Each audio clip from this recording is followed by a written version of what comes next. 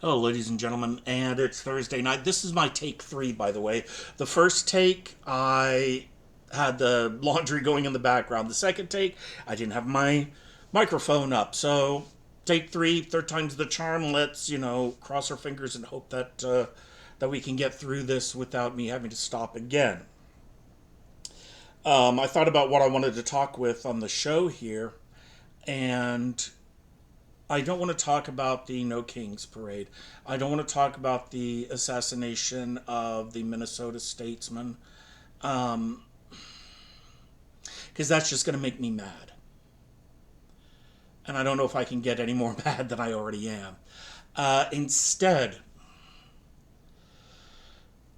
I'm also not going to talk about the failed birthday parade, celebration of the troops parade, whatever the flip that whole fiasco was, other than a huge waste of money. I want to talk about two things. Number one is Iran and Israel. Okay? Now, I am not condemning Israel. I am not anti Semitic. Look me in the eyes here. Put down what you're doing and listen. I am not anti Semitic. I am not against the Jewish people at all. Period. Got it? Good. Now, Netanyahu is a fucking asshole. Period. Hamas came in and did a horrible thing. Hamas came in, kidnapped, tortured, killed hundreds of people, thousands of people, what have you. Okay, I get it. Those are bad people as well. But you know those 5, 6, 7, 8, 9, 10-year-olds that have nothing to do with this? Females that have nothing to do with this, that are in the Gaza Strip, that are in Palestine? Or Palestine, however you want to pronounce it. Did they deserve to die? Did they deserve to be targeted? And I know the trope. I trust me, I know that trope. But they were hiding behind hospitals and schools. Yeah. Don't shoot the fucking hostage. Okay? That's not acceptable losses. Now, after carpet bombing Gaza Strip, killing tens of thousands of innocents, now Israel is going, who should we fuck with now? And they've decided that it's Iran. Why? Because of Hezbollah, because of different factionist states that decided, hey, let's go fuck with Israel. They don't have a lot going on. So Israel is retaliating. But again, it is not equitable. Now here's the thing. Those two want to go at each other, that's fine. They are both armed. They are both backed by powerful countries. They both have their own mindset, period. And you know what? That's okay. That's fine. Let them go at each other. What I don't want to see is either East or West coming in with boots on the ground like Trump has been hinting at that he's going to do. Okay? Trump needs to shut up, take a step back, and realize this is not my fight. Period. We need to sit there and say, you know what? Instead of arming Israel, let them fucking do it themselves. They are so eager to start wars and shelling the shit out of everybody and everything. We're trying to save money, aren't we, President? Just a thought. Stop sending them fucking aid. Because wasn't that the big thing about why we shouldn't help Ukraine? Is because it was costing us too much money and we weren't getting anything out of it. What are we getting out of it now? If you start talking about the enrichment of uranium, they have been getting to weapons-grade uranium for the past 10 years. It is the boogeyman in the room. Netanyahu went to the UN, came to the US, did all of these talks all over the fucking place about how it's 10%, and then they'll have weapons-grade uranium. You do realize if they had weapons-grade uranium that they would have used it on Israel. Period. They would have had some goes at American targets as well. Excuse me. They haven't. You know why? Because they don't have that enrichment. Period. Okay? So please keep that in mind.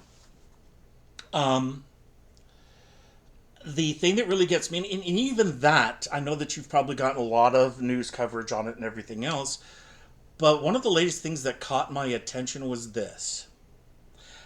Israel, Netanyahu, fuck him, has sat there and said that Iran is behind the 2 assassination attempts against Trump.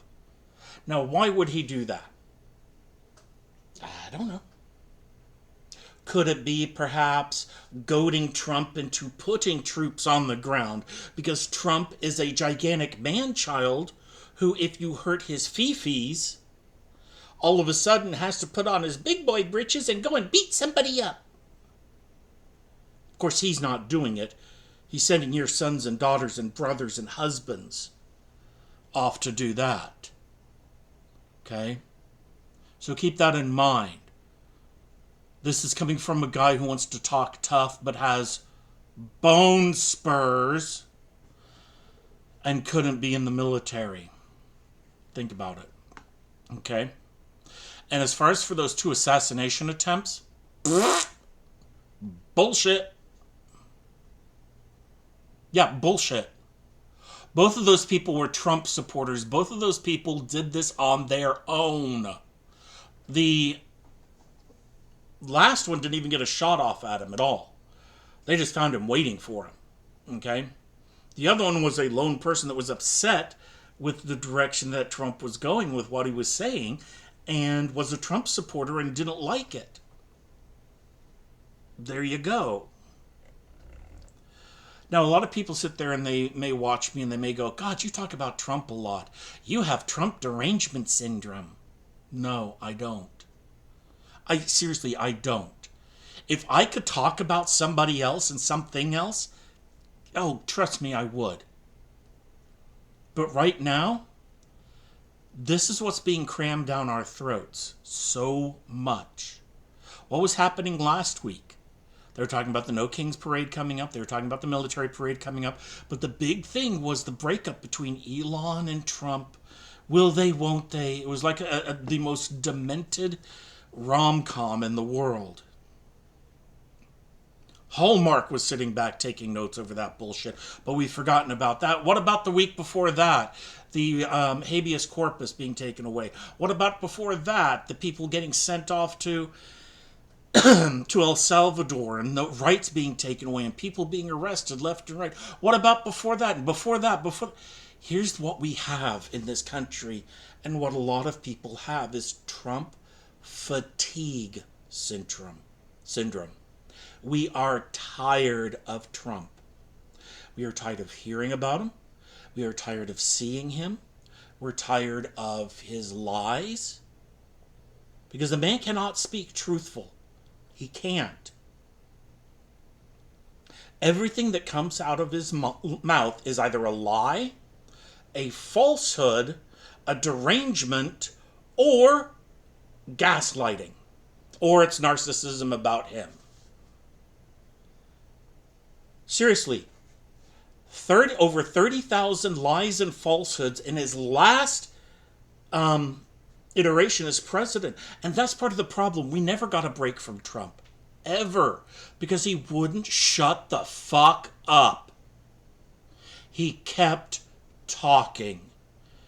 And talking.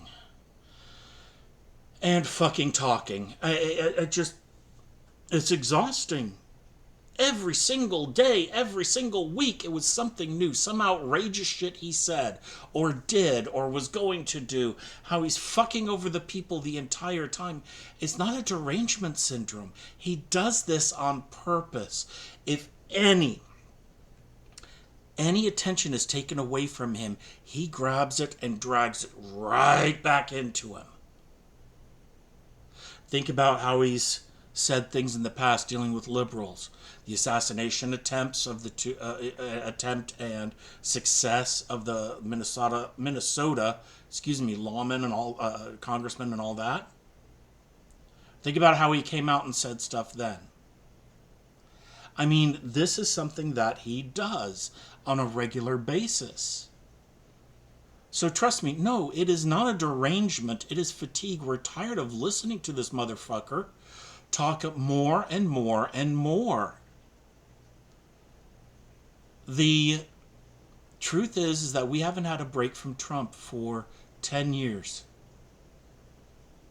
10 years.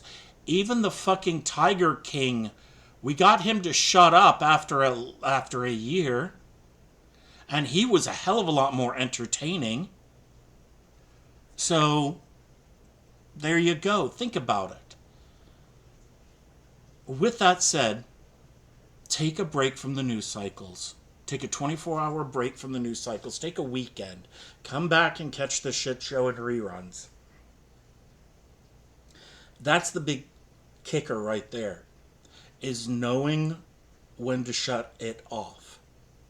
Because every day it's going to be something new. And what you need to do is take it all in one big bite and not a, daily bite here and there, but do it all at once. Do your looking into things and get away from the 24-hour news cycle if you can't handle it. Now, if you're a liberal, go and watch Fox News. See what they're saying. Go watch OAN. Go read things on the right. Then come back, watch independent stuff, then go and look at the left. Okay? See where everything is landing. Now, there's been the advertisement in a lot of the news shows about ground news. I haven't tried it, and I won't try it until they give me money and sponsor me. Seriously, though, it does look interesting. It looks like it's a good resource that keeps everything kind of together. There's another website called The Flip Side that looks at how both sides are looking at things as well. But they don't do as much. They're not producing as much right now from what I've seen. But find your news. The biggest thing that I'm going to say is find your joy. You like reading? Go and read something. You like horror films? Go watch horror films. You like rom-coms? Turn on the Hallmark Channel and watch one movie, and there you go, you've watched 100 of them. I mean, whatever it takes to keep your brain from completely melting down, do it. Because this world abuses us. The news cycle abuses us on a regular basis. It's very rare that we get good news. It's very rare that we get good tidings from people. It's very rare that we have good things in our life happen because we are focused on the negative. And so it can be difficult, okay? Those mental health days are very important, okay? Self-care is a lot more fun if you have somebody there working with you on that self-care. If you're alone, find a friend, get a dog, get something that you can unburden with, or someone, okay? Even if it's just a friend that you can just sit there and call them up and just scream at the top of your lungs, get that person. It's important to have. With that being said, that was my attempt at trying to do a segue there, by the way. I'm actually going to talk about a couple of other teacher myths. And this is part 2 of the teacher myths. I'm going to give you a couple more. The very first one that is a myth is that teachers don't have to worry about physicality with kids, especially the young ones. The young kids, the elementary kids, no, they're fine. The problem is that's a myth. All of this Hollywood stuff showing all these kids out of control and beating up the teacher and flipping desks. No, that's just Hollywood, isn't it? That's not real. That's a myth. You don't have to put up with that as a teacher, do you? No. We don't have to put up with toxic coworkers that we can't get away from. No. You don't have to deal with mental and physical and emotional abuse while you're on the job. No, that only the only people that have to deal with that are things like servers and retail, right? Yeah, that's it. See, here's the big thing with teachers. Teachers are abused mentally, physically, emotionally, or even spiritually every single day that we're at work, one way or the other. We are. We are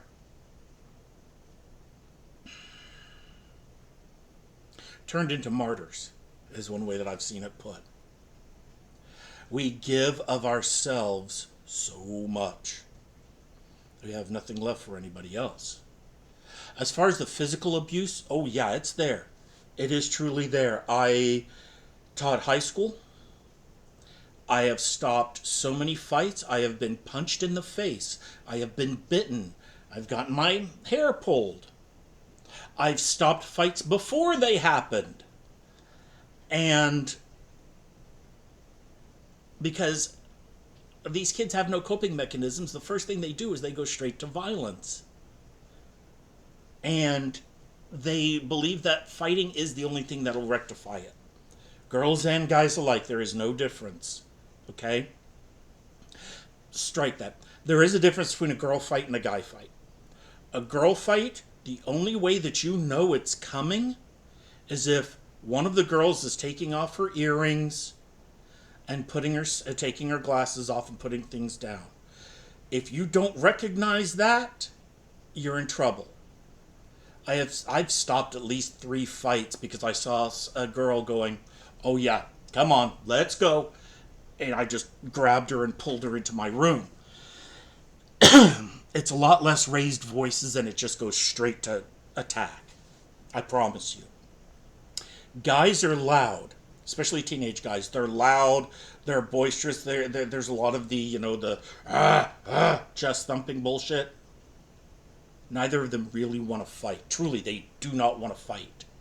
If both of them are bowing up and shit like that, they're hoping somebody intervenes so that way they have an excuse. Yeah, I would have kicked your ass if so and so hadn't have stepped in.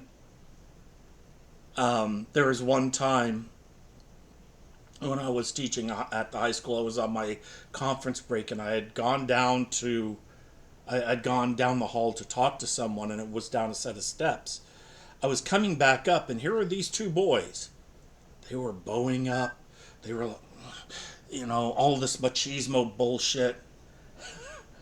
And I just did my best teacher voice, and I went, "What are you doing?"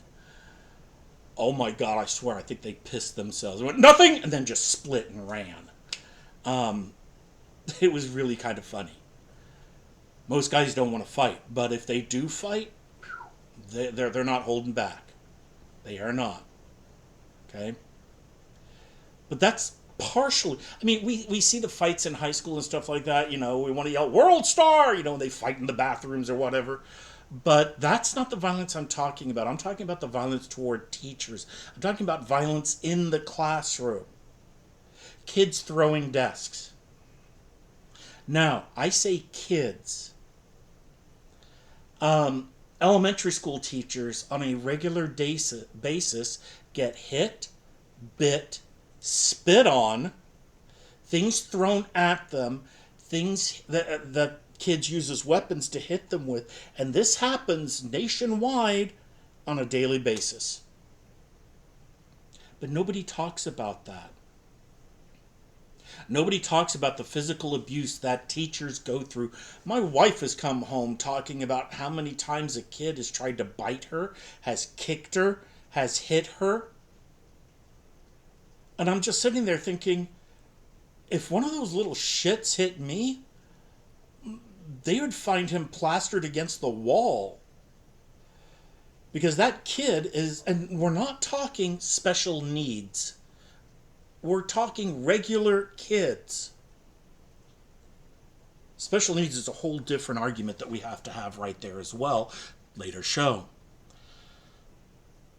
That's the physical abuse. And God forbid if a parent steps in on this as well and starts getting physical. That's a whole nother ball of wax. teachers getting hit outside of school, parents coming in angry as hell and wanting to throw down with the teacher. And then we wonder, how does this kid learn this? How does this kid, have this behavior about them? The apple doesn't fall far from the tree. Then there's the emotional abuse. You might think, no, the kids are so nice. Those little kids are, no, the little kids are the worst ones of the lot. They have no filter. They really don't. And when, you're somebody my size, trust me, a little kid's going to look at you and go, you're fat. Thanks, you little shit. You're short. What's your point? See, that's one of the things I've been able to deflect, and I have deflected so much emotional attacks from students on me to try and hurt my feelings by insulting myself first. Now, this isn't for everybody, but I know what can be said about me. I can insult myself better than they can. And once you start insulting yourself, they don't try. Because in their minds, they're like, oh, he's doing it for me, good. But the emotional abuse, the emotional neglect comes on a regular basis when teachers pour their heart and soul into something. And they're told this sucks. They're told, I hate you. This is boring. Why do we have to do this? Believe it or not, that does hurt. A lot of teachers blow it off. Not a big deal. Because they can't go to their administration and go, look, my feelings were hurt by little Johnny and what he said. Because guess what? The administration's going to say, well, take care of it. Write him up or, talk to the parent or something. Administration has so much on their plate. I'm not blaming them, but I'm also saying they're not helping. If a student is physical and attacks another student, attacks a teacher, they are taken out of the room, in elementary especially. And instead of being suspended or expelled, 9 times out of 10 they're brought right back to the room the same day. And it teaches these kids nothing. And it makes us feel like we're shit. It makes teachers feel as though when we have had enough, when we can't deal with it anymore, and we send that kid to the office, or we call administration and say, come and get this fucking kid. We are treated like shit. Then there's the mental. So we've done emotional, we've done physical. Here's the mental abuse. Anyone can do your job. We hear that so much from parents and from society. Those who can do. Those who can't teach. Fuck you. If you've ever thought that or said that, this finger is for you. Teaching is not something to where we can't do something else. It's because we can do it and we can send that knowledge on and those abilities and those skills into those kids that want it. Period. That's what teachers do. And when we're having to juggle so many balls, like I usually say, flaming hamsters, every single day with so many things going on, I guarantee you those who can and do would not ever survive in a fucking classroom. Ever. But we're told we're replaceable. We're told, oh yeah, that's fine, go ahead, leave, we don't care. They may say, oh, we're sorry we're losing you. Or they may not say anything if you transfer to another school. They may just go, yep, later, don't let the door hit you on the ass on the way out. They don't care. And that is a mental abuse aspect right there. And the kids that, they're not being taught at home any social skills whatsoever. And they get angry at us when we wake them up. Now, if you're one of my students over the last 11 years that got pissed off because I kept waking your ass up, you're welcome. If you finished high school, you're even more welcome. Because I've had to deal with it, and it's gotten worse. Because these kids don't give a shit. They'll make up any excuse. I worked late. I couldn't sleep. I couldn't do this, so I'm going to sleep in your classroom. And then lose their shit when they're not going to graduate. And a lot of kids have done that through my room. A lot of kids got pissed off at me and made up a lot of shit about me as well. Especially this last year. See, that's the other thing we've got to tread on such thin ice. Because these kids go in and say, well, he did this. And for a male teacher, if a female student says, well, he did this, it wasn't appropriate. There is absolutely nothing that you can say as a male teacher. We're fucked. Even if it turns out to be untrue later, we're still fucked. This is just a kid that wants attention. I've got a perfect example. This happened at the previous school that I was at. And I want you to hear this. This is the type of mental, emotional abuse that we go through. A girl stepped forward and said, this teacher here has made unwanted sexual advances toward me. He's also my stepdad. And this student got a friend to corroborate this. This guy went through a whole bunch of shit. He was taken out of the classroom. He was basically treated like shit because nobody believed him when he said, I have not done anything like this. And then the investigation went on and on and on. And finally, it comes to find out that the girl was lying because she was angry at her stepfather. And she got her friend to bear false witness as it was. This is what we deal with. This is the kind of oh shit, oh shit, oh shit that we have to go through every single day. When we're not even thinking anything of the like, and we're told how awful we are. And that's the abuse that we go through. And then we martyr ourselves. We abuse ourselves. We come home and we work late into the night and on weekends and on breaks. We ignore our families. We ignore our own mental health. We ignore our own physical health. Just for the kids to be taken care of. And it is a thankless situation. And most of the people that are out there have no idea the kind of shit that we go through. The second part of this is almost spiritual. If you're a religious person, we are told to turn the other cheek.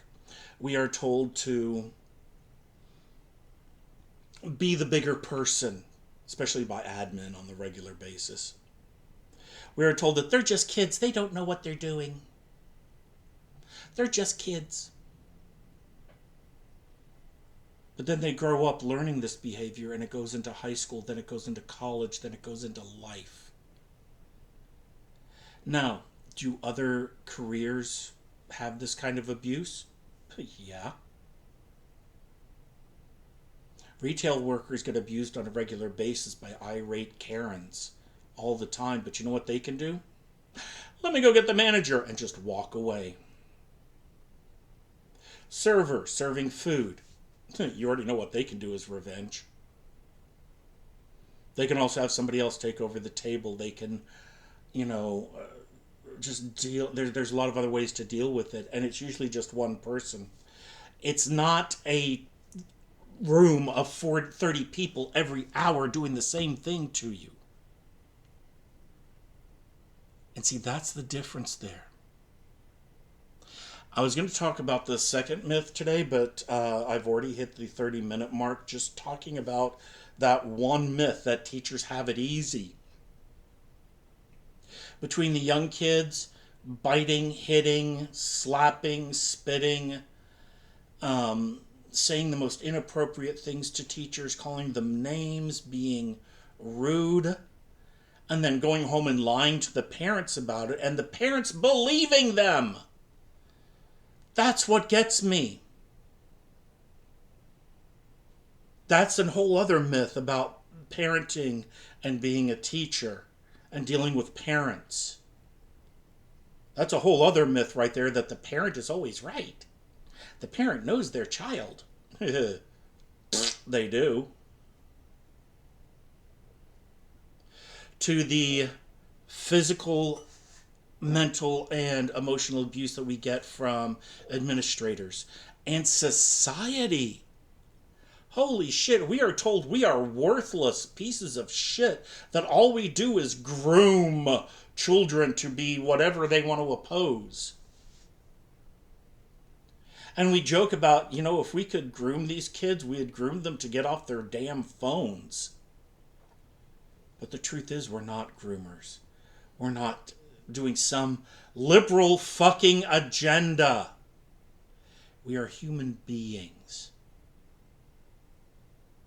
that go through a lot of abuse every single day. And this is one of the reasons why teaching is one of the hardest professions for somebody to go through. Teachers, over half of the teachers do not make it past their third year. Another 20% don't make it past their fifth year. So you're losing 50% of teachers within 5 years. And I want you to keep that in mind. This isn't a myth. This is the truth. Because people who love their subject, people who love teaching, are treated like shit on a daily basis, and they realized, I don't have to be. Not for this shitty kind of pay. And that's something that I want you to keep aware of. If you're a parent, you better be thanking those teachers from pre-K all the way to high school. The one thing that I've noticed is that elementary kids, they always bring Christmas presents and end of the year presents for their teachers. High school kids, parents don't do shit. They don't care. As soon as those kids start becoming teenagers, teachers are ignored. Teachers are treated like shit. So keep that in mind. Keep in mind the amount of abuse that teachers go through on a regular basis. And the next time you see a teacher, go and thank them for their service. Go and talk to them about how they feel. Go and thank them for what they do every single day. And I'm not talking about myself. I'm off of that grid. But all the other teachers that are still there, that at the end of the day, I swear it's PTSD. Or a form of it. Okay? On that happy note, I'm going to talk about teacher health later on. I'm going to talk about pay. I'm going to talk about parent contacts. I'm going to talk about what's expected of us on a regular basis, especially at the larger high schools. I'm going to talk about how society really treats us and what they say about us. All of the myths in there, everything that we have to do, everything that we have to go through. Because it's not just standing up there going, here's my wisdom, here you go. There's so much more. Okay? Thank a teacher, give him a hug, buy him a drink or 10, and let them know that they are cherished within our society. If more people did that, I guarantee you, even though it's difficult, more people would stay. Have a good one, and we will see you next week.